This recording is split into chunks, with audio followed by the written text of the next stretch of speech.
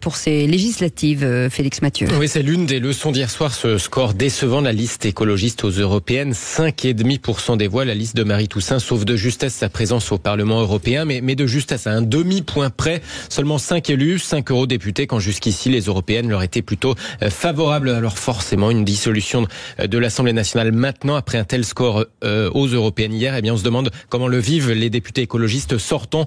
Bonsoir Sophie Taillé-Polian. Bonsoir. Merci d'être avec nous dans Les Vraies Voix sur Sud Radio, vice-présidente du groupe écologiste à l'Assemblée nationale. Est-ce que vous espérez ce soir une union de la gauche pour faire la différence entre justement ces européennes puis ces législatives qui vont arriver très vite ? Bien sûr qu'il faut une union large de la gauche et des écologistes, parce que nous sommes rassemblés les seuls à pouvoir relever le gant et offrir une alternative à l'effondrement du macronisme. Donc bien sûr qu'il faut une alliance de la gauche, des écologistes dans leur ensemble pour offrir une perspective aux Françaises et aux Français. Philippe Bilger. Madame la présidente, est-ce que au fond, oui, mais bon, oui. En général, on met toujours un peu au-dessus. Et elle le mérite. Mais sérieusement, est-ce que vous n'avez pas l'impression qu'on a réussi à faire passer le message que votre écologie était à forte tonalité punitive et que c'est cela qui explique votre échec?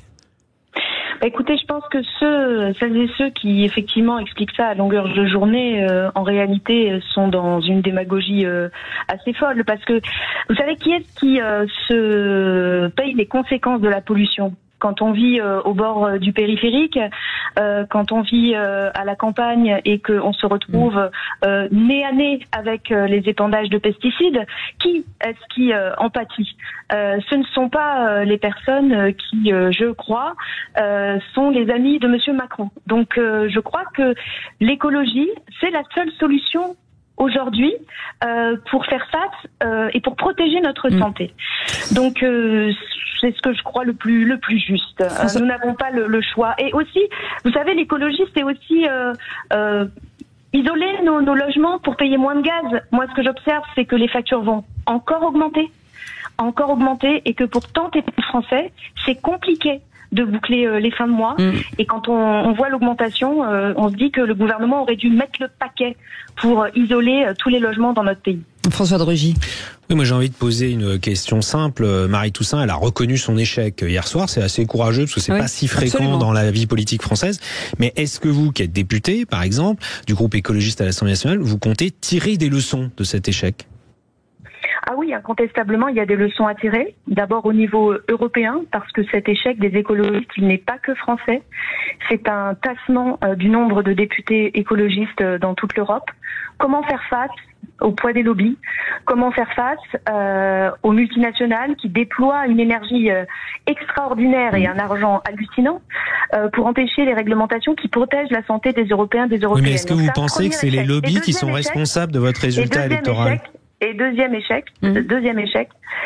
évidemment, c'est l'échec d'une stratégie d'Europe Écologie Les Verts qui a voulu aller seule à cette élection. C'était une erreur, manifestement. Et je crois que c'est l'écologie dans son ensemble qui en a payé les pots cassés.